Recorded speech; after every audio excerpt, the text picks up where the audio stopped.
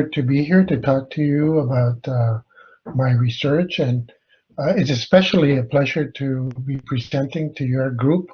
I've had a number of collaborations with the transportation group at U of T, and I have always found them very interesting and rewarding. I'm in the electrical and computer engineering department. My focus area has always been computer networks and the statistical problems, if you will. And it's not surprising then that my research still continues working primarily in these areas. But as time has evolved, I've gravitated towards focusing more on the enablement of applications by computer networks and computer networks themselves. And it's because of this trend that I started collaborations with transportation, for example. So today I'll be talking about the experience on building smart application platforms. And some of the content in the presentation, it was with Dr. Saide Parsifard. She's a postdoc with me right now, and she's working on distributed learning in the context of networks. So here's the outline of the themes I will address in the talk. First, I'll talk about network automation. Networks, computer networks, the internet is becoming more and more complex, and at the same time more and more powerful. And so the focus of my research has been into how do you define and deploy the intelligence mechanisms, intelligence generating mechanisms to automate the operation of a network, number one. And then can those types of techniques be applied to automate the operation of distributed applications? And with a view towards solving big problems, if you will. Okay, and as I indicated before, I gravitated from working on networks to working on networks as application platforms. A key element in automation is a feedback process whereby you measure the state of the system that's being managed. You compare that state to the desired state, and then you apply corrective actions if necessary to steer the system towards the desired state. And there's something in computing called MAPE-K loops, which I'll introduce in a second, and which are at the heart of automation. The other part critical to automation is machine learning. As the systems become more complex, it becomes more difficult to characterize their behavior. And so the use of machine learning techniques to get at what the state is, determine what the responses should be, increasingly involve use of machine learning. I'll talk about a concept that Said and myself are promoting right now, developing, which is AI as a service. And what we mean by this is very particular to computer networks. Computer networks are evolving so that they require for their own operation, automated operation, to incorporate AI and machine learning. And the question we're asking is, given the investment that's being expended to provide these capabilities into this network, can those capabilities be leveraged to provide AI and machine learning as a service? And I'll talk a little bit about that today. And then finally, I'll talk about challenges. Okay. So I said that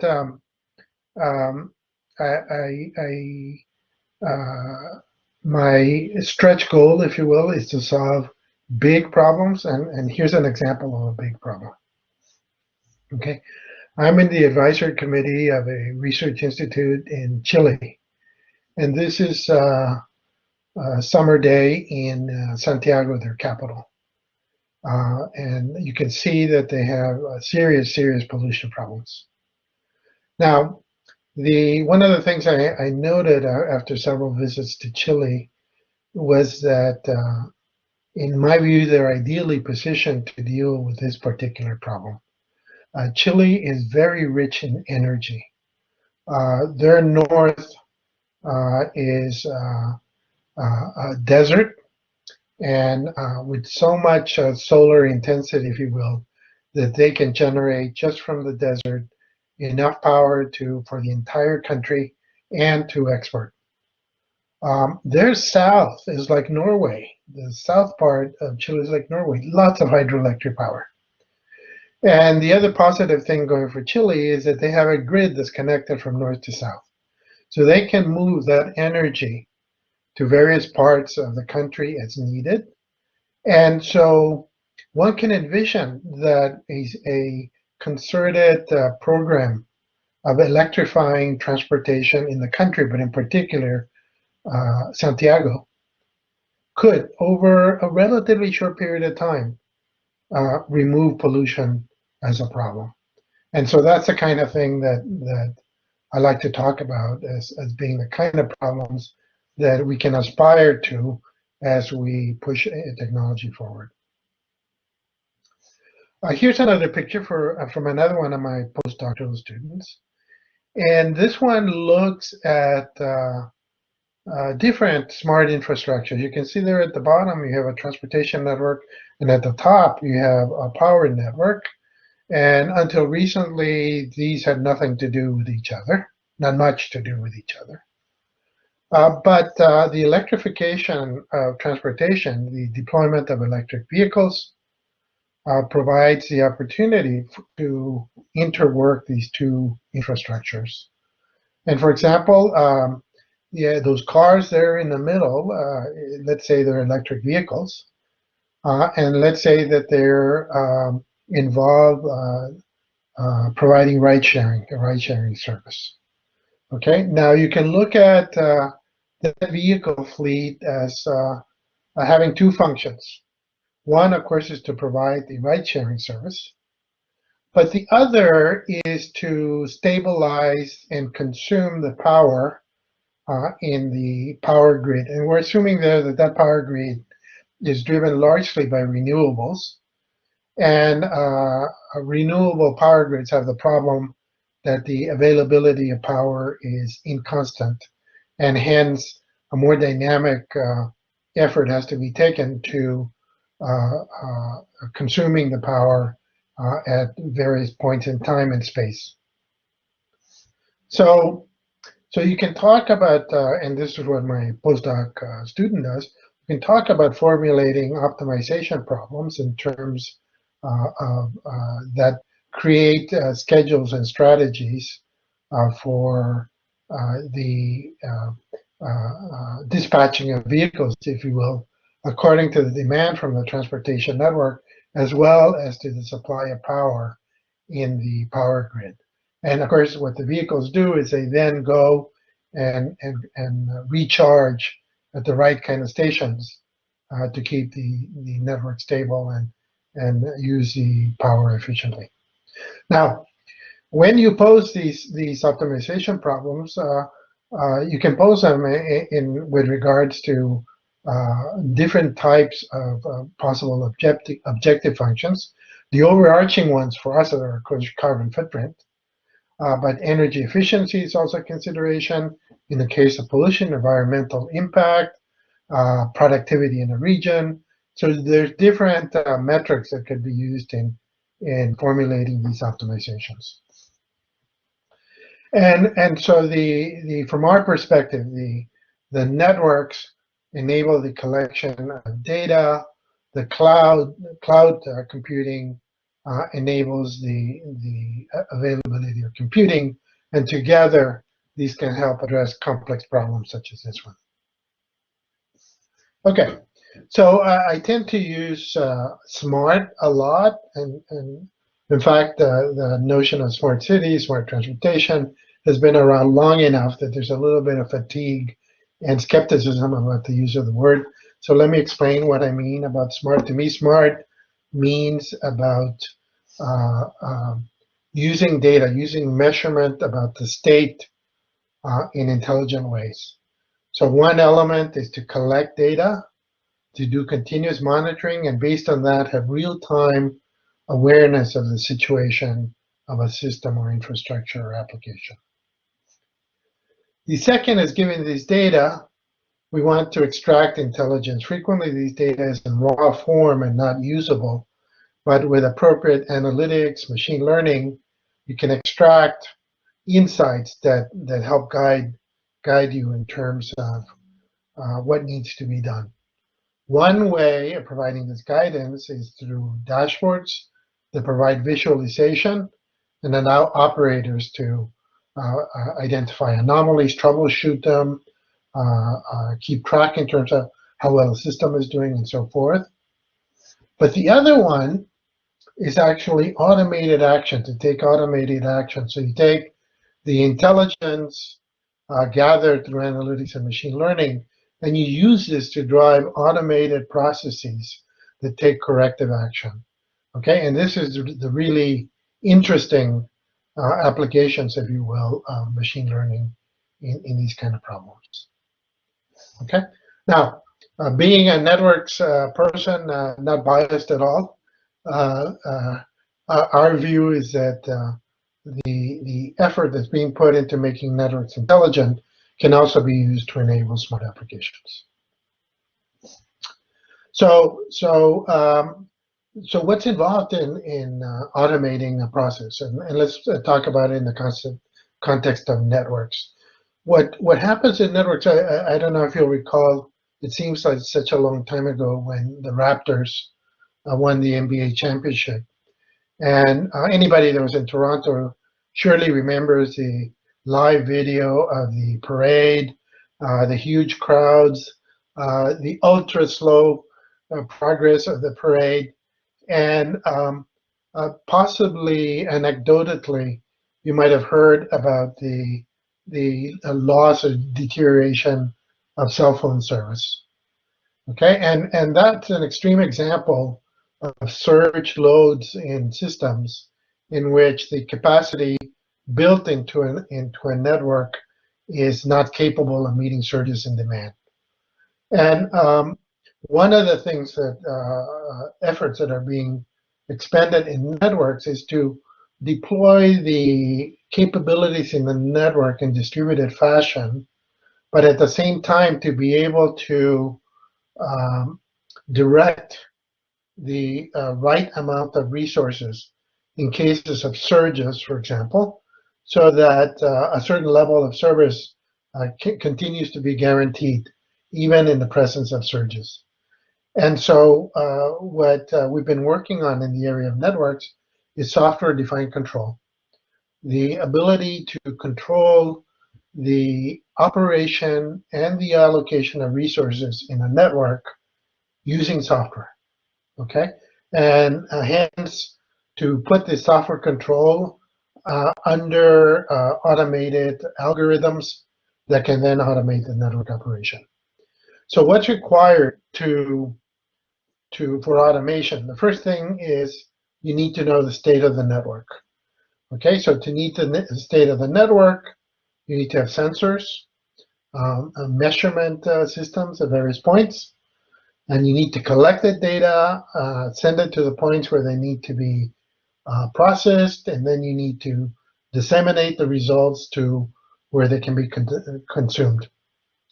Now, the analysis of the data allows you to understand how the network behaves, how the network behaves over time, for example, as well as how the services behave. So, for example, if you were to look at internet traffic for a service provider, such as Bell or Rogers, okay, what you would find is that there's very characteristic behavior, just like there's rush hour and so forth in transportation. There's very distinct patterns in terms of the usage of internet at different times of the day. And of course, with COVID, all of this has changed. But if you had, and it is possible to deploy the measurement mechanisms in the network so that you can learn what the currently normal patterns of behavior are. And based on that, you can determine when things are different. And then you can proceed to determine whether something is broken or basically troubleshoot it. So once you've detected that something is not right, then you need to plan. You need to decide what changes may be required. Once you figure that out, then you have to execute these changes. And what I just described was a MAPE-K loop. So let me introduce a MAPE-K loop. MAPE stands for Monitor, Analyze, Plan, Execute. And the K stands for Knowledge. And it's a process here. It's unwound, if you will. We have the monitoring stage, step 1, analysis, step 2, step 3 is planning, step 4 is execute. So in the kind of automated scenarios I was talking about, you always start with monitoring, and there you need to know where are you gathering your data, where are your sensors. You need to gather, store this data. You need to prepare it for processing. You have to have the data at a point where the processing can take place. Once you do that, you analyze, and as part of your analysis, you could be optimizing, you could be learning. And as part of the learning, for example, if you're learning new things, you're learning new models, you're learning new patterns, you can be updating your knowledge. So in the process of doing your MAPE, any one of the steps in the MAPE sequence can generate items of knowledge that get embedded into that knowledge base. Once you've done your analysis, then you need to, let's say if you determine that something needs to be done, now you need to plan. Plan is usually some kind of optimization where you take the situation, you take the objectives or policies that are in place, and you either execute a set of rules or an optimization algorithm whose outputs are then a set of commands and actions that need to take place. This is then done in some computing location, and these commands have to be then disseminated to the points where the various commands are executed. Okay, and that's the operation of a MAPE-K loop. By the way, MAPE-K loop was introduced by IBM around 2003 or so, and it was introduced to automate the management of computing systems. Very, very shortly after IBM presented their first white papers on this, I started working on MAPE-K loops for networks because I recognized that this kind of procedure was general and can be used in many settings. Now here's an example of something that's going on in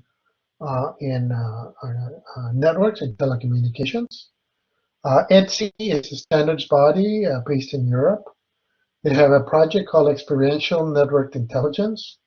And basically what you have, the part of the network that you can touch, if you can get to it, are the physical switches, routers, data centers, optical fiber lines, radio towers, and so forth. Okay, that's the blue plane here at the bottom. I'm not sure if you see the cursor, but it's at the bottom here.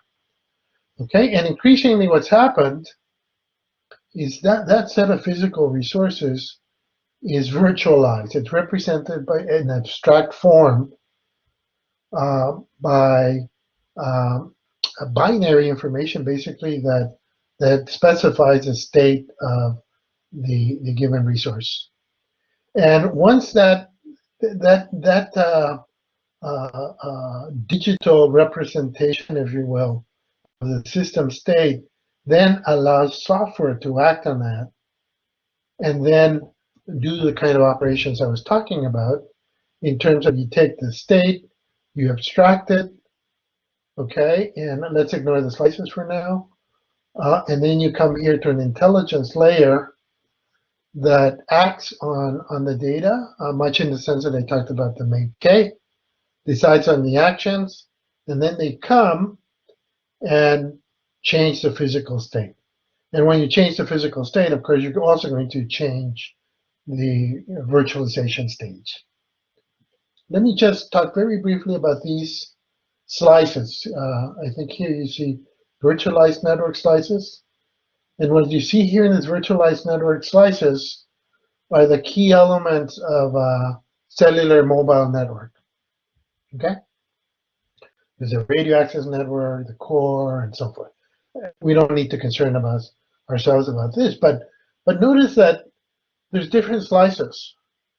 Okay, and one of the things that you can do once you virtualize the physical infrastructure is you can partition it into apparently separate infrastructures. So you take a set of physical resources, you allocate it to a certain slice of resources, and on that set of resources, you run an application or a service. And what you have here in the top slice is a virtual operator. You probably heard of Virgin Mobile. Virgin Mobile is a virtual operator that operates in Toronto, but actually they operate on the Bell Canada infrastructure. Okay, and they have a set of resources not using these latest technologies, but basically they can operate as a virtual operator operating on a slice. Now you hear a lot about 5G networks today. And one of the key elements of 5G networks is the ability to create slices on demand.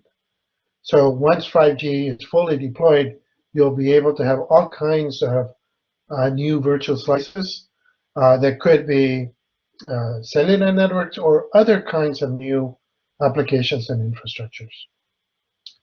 I'm going to skip the words here because I think I pretty much covered what I wanted to cover here. Okay, now, as I said, I've been working on these problems for a long time. Starting in 2010-11, we built a national testbed in Canada on virtualizing resources in a distributed cloud, multi-tier cloud. In other words, this is very geographically distributed.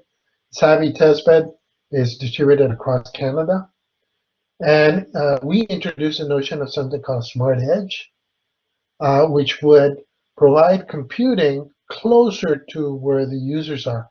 Here on the far left, you see things, okay, vehicles, your phones, you see gateways, and here you see your wireless, your cellular network, or Wi-Fi network. And what we wanted to do was virtualize the whole thing. And so what we did was we virtualized cloud computing, network resources, things, radios, all of this we virtualized. And we developed a resource management system for basically creating slices. Okay, and the topology manager keeps track of where the resources are, how much resources are left, how are they physically, geographically interconnected. But we also need to keep track of how well are they working, how much of a resource is still available, and we use monitoring and analytics to do that. So you can see here already that in terms of a smart network, if you will, we were already thinking in terms of deploying measurement instrumentation throughout the infrastructure with a view to smart allocation of resources when requests for applications and slices come in. Now, as I frequently say, 2010-11 was a very good year for me because I wrote the SAVI Answer Strategic Network proposal, and we got it.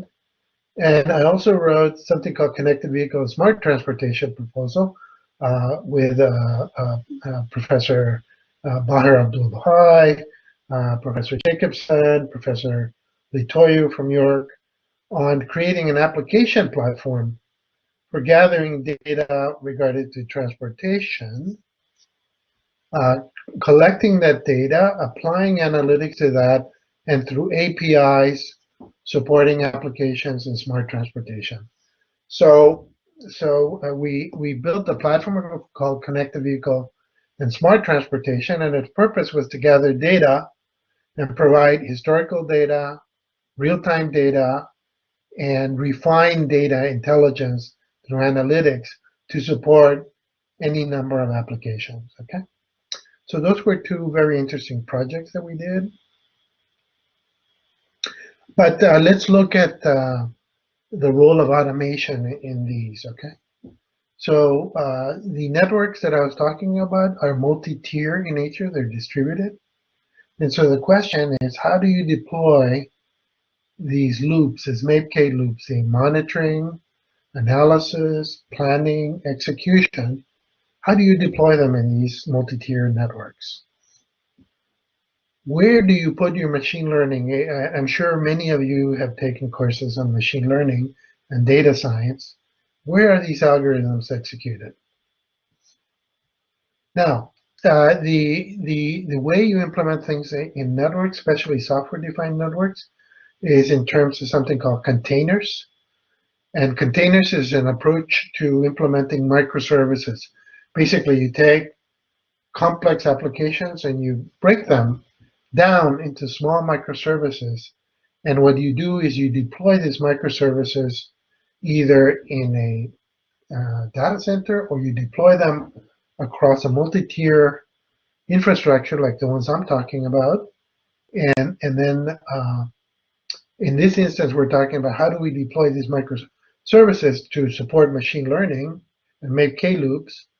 And as well, should you share them or not? Should each make K loop have its own microservices, or could they leverage microservices that are shared? Okay, and then that brings in the question, as I said, once you've done the first three, you can deploy automation in a network, and then can we leverage that to support applications that are not network applications from customers, if you will. So the International Telecommunications Unit, you see ITU there at the bottom in the link. That's this global standards organization for telecommunications. And they're looking in terms of the deployment of machine learning and 5G networks. And here in the middle, you see something CN, that's a core network. This is transport. RAN is where the antennas are. They go from the antennas into the core network using transport. So these are geographically distributed. And the question is, how do you distribute the collection, processing, modeling, policy distribution, which corresponds roughly to the make-K loops I'm talking about? How do you deploy them in this kind of infrastructure? So the standards organizations are looking at that. I'll skip this part. Okay, but the view is that you have an application that you have in mind. You want to break that application, that make-K loop, into containers, microservices, and then you're going to use an orchestrator over here to decide how to deploy these functions across the network. Okay. Now, machine learning very has attracted lots and lots of interest. And so there's lots of people taking courses on machine learning and data science. And this is a paper coming out of Google. And the point of it is that we're looking at all of the challenges, all of the tasks required to operationalize machine learning. Okay, and basically the point here is you can see that the actual execution of the machine learning code is a small part of this much bigger set of efforts required to create intelligent applications. And you can see here many of the things we talked about: monitoring, collection, validating, verification of data, extracting of features to make the analytics and machine learning more effective, managing the resources to implement these algorithms, and the networking required to do that. So it's big, complicated effort, quite complex, to deploy intelligence in a network. Here's another one from a paper from a few years ago, and it talks It basically tries to put the basic choices. There's Hadoop, HBase, Spark, Spark Streaming. Okay, so various software frameworks that can be leveraged to create end-to-end applications. There's Kafka clusters for collecting data and disseminating data. And all I can say about this is that when you go in and actually try to build these things, you find that there's many independent components that don't play well, if you will. So the last few years, I would say a lot of effort has gone and a lot of advances made in terms of streamlining how these basic components that have been identified at this point can be harmonized and work more effectively. Okay, and one of the issues, okay, as soon as you start, take Spark for example, okay, using some simple map reduce problems, Spark worked really nicely. But try running Spark streaming, for example, on any reasonable stream, a non-trivial stream, you'll run into all kinds of problems in terms of just having the computing to be able to work effectively and being able to do this in real time or with low latencies. Another problem with machine learning and AI, of course, is the consumption of energy and also the cost associated with that. Here's another one. I think I'll skip this, but you can see on the right-hand side a whole bunch of algorithms. On the left-hand side, a whole bunch of Docker is basically a way of dealing with microservices and containers, and these two can have to be brought together. All of these are in the context of CPUs, regular computing, but there's a question of how do you containerize GPUs, FPGAs, which are a different type of specialized computing hardware. I mentioned that Saide and I have been working on something called AI as a service. Let me try to explain it. If you recall, here at the very bottom, SDI stands for software-defined infrastructure. And what we mean here is you take your physical resources here at the very bottom and you virtualize them. So you abstract them and then you put them under the control of dedicated controllers. And these in turn are managed by a management system that takes these views of these services and orchestrates applications. And here what we have, each one of these little circular boxes is a make K loop. So you have a whole bunch of make K loops deployed over the infrastructure to do network operations. For example, load balancing traffic, making sure that voice or video quality are appropriate, making sure that video streaming, for example, is being delivered with appropriate quality, detecting anomalies to deal with errors and so forth, faults. Okay, so all of this has to be invested in the network. And the question is we're asking is, since all of this is already deployed into the network, how much of it can be leveraged to offer service, these as a service in networking? And I would point out historically there's a precedent for this. Everybody uses text messaging. Well, text messaging was developed in cellular networks to send the signaling messages to set up connections. And what they found was that they had excess capacity, more capacity for sending these messages than needed for setting up connections. So they decided to offer it as a service. So the origin of texting actually is in something that investment that was done for the network. And so we're asking something similar here. Okay, I won't go into some of the details here in terms of tasks that have to take place to do the model development, a model updating, and so forth in the network.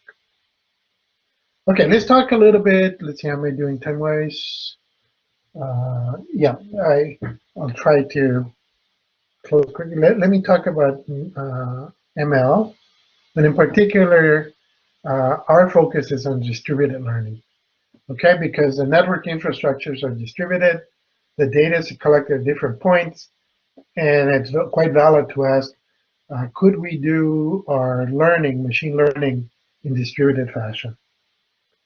Okay, one example of distributed learning is federated learning. In your normal learning, you have the data go to a central point and processing on a server at the central point, develops a model, and then it sends it out. In federated learning, which is to some extent motivated by privacy considerations, users don't share their data. Instead, they generate a local model, which they send centrally. These local models are then combined into a system-wide model that's then disseminated back to the users. So we're looking, one of the things that Said is looking is she's taking the mathematical formulations of federated learning, which is essentially an optimization, and looking at how we can distribute this in distributed structures such as networks. Okay, and here you have to worry about where is the data, who are the data owners, who are the end users. You have to worry about whether you have a centralized controller or is it fully distributed. And then you really have to worry about how much data has to be transferred, in other words, the communication, how much computing is required, and where should it be located. So we're working on those kind of problems. Let me talk a little bit here. For example, in the context of networking, the resources you have computing, storage, communication, and microservices that you can orchestrate.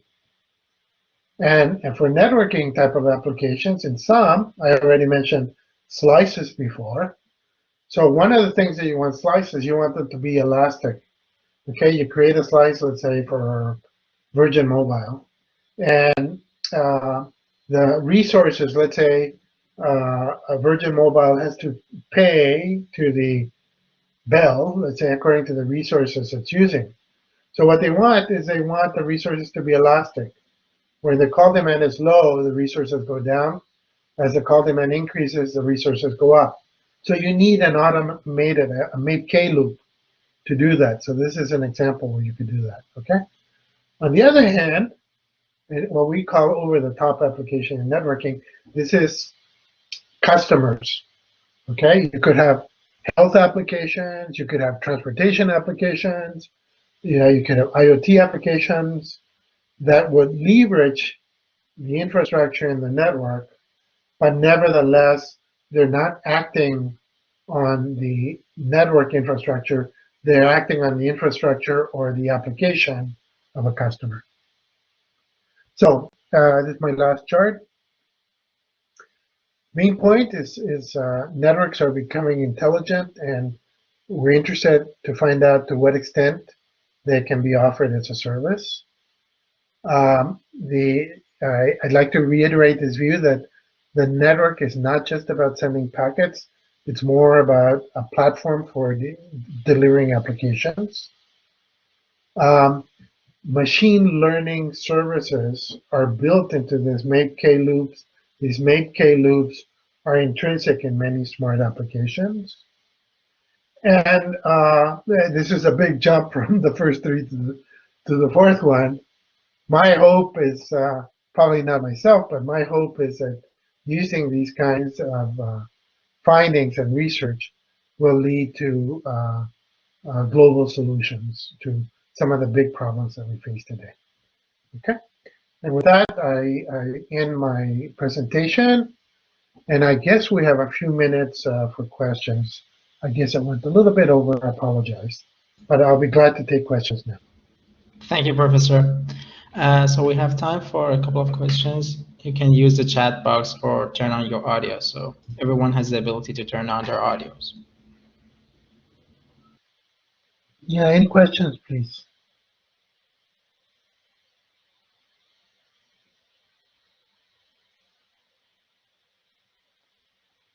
I don't see a chat. Let me stop sharing. We have a a question from Professor Shalabi.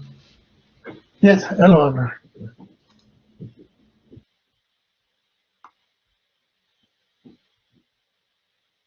Okay. Professor Shalabi, yes?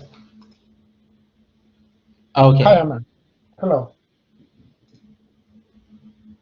We don't have your audio, actually. We have your video, but we don't have your audio.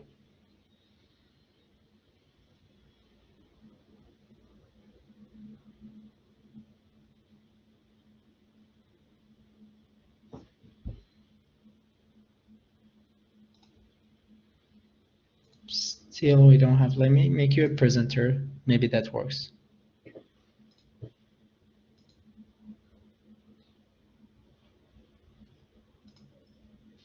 No, still we don't have your audio. Well, why don't you use the chat, Amar? There we go.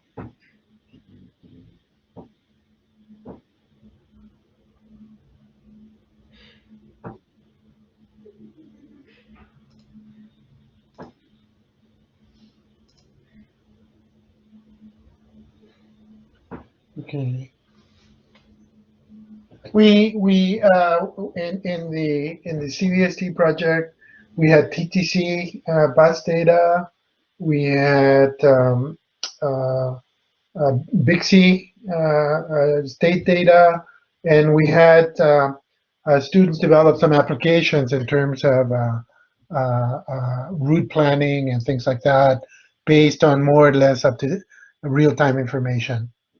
Okay, CVSD to me was just an attempt to learn as to how to do this. Right now we're in the process. We got some CFI funding, so we have some edge computing, some better sensor data, and better networking, and we're trying to build a more responsive CVST right now. So we have another question from Itamar. I think you can turn on your audio, Itamar.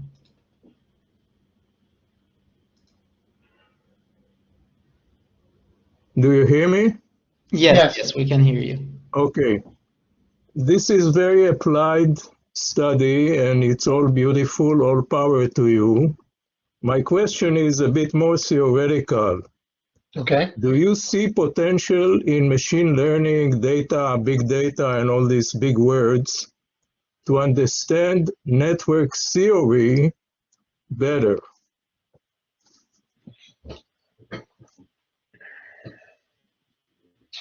Let me think about that. Okay, so I'll turn the question around and question the truth in models. In other words, I would ask, what is reality? What's really out there? And I would say that I've written a book on probability, so firm believer in the usefulness of theory, and another one on computer networks. But I would say always there's this tension between what's really happening out there and our understanding, maybe a well-grounded belief as to how things work. So I think what machine learning does is machine learning provides an opportunity to work in between. AI and machine learning purists, they question the need for models. I'm a lot more pragmatic than that. I believe in models, but I believe also that they're not perfect, and that using guidance from models leads to possibly better systems that can be deployed out in practice. So that's what I would say as an academic. On a practical setting, I would say I'm involved in, I co-founded a startup with one of my students, and we've been very, very successful in applying Not even the most sophisticated deep learning techniques, but just advanced analytics, some of the basic machine learning in problems in cybersecurity, in networks, in fraud detection. So the stuff works. So is that an appropriate answer, or would you like to ask me some more?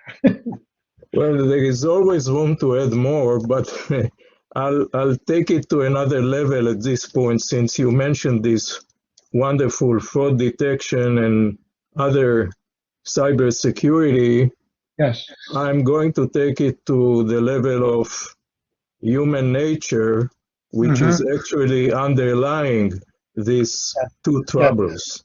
Yes. That I think a lot of people who get funny phone calls on their cell phone, or even jeopardizing a whole network, okay, that's a whole scale of trouble that these two items may cause. Yes. So the question, where was the question, I guess?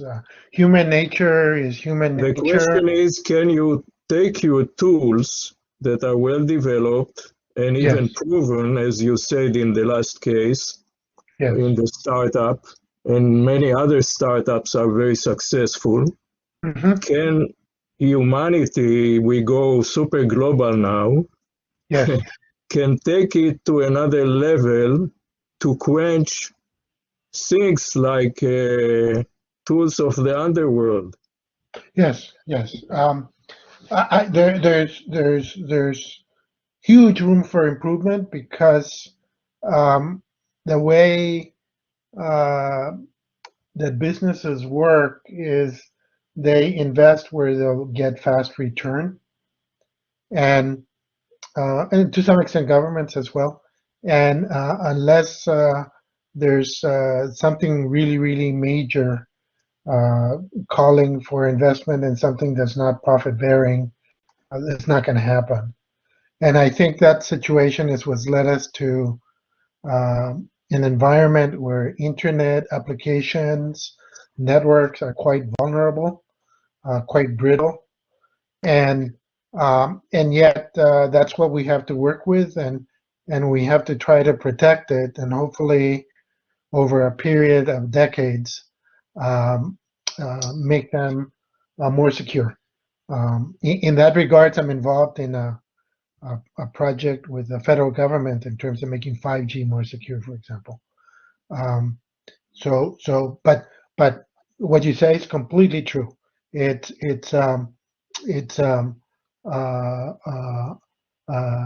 Human nature being what it is. There's a lot of improper behavior, but the first good news is there's a lot of room for addressing many of these, but the challenge of how to make the whole thing consistently, provably secure, that's a huge challenge. It's a beautiful answer, and it's somewhat good news. Yeah, thank you. Thank you very much, Professor. You're welcome. You're welcome. Thank you so much, Professor. So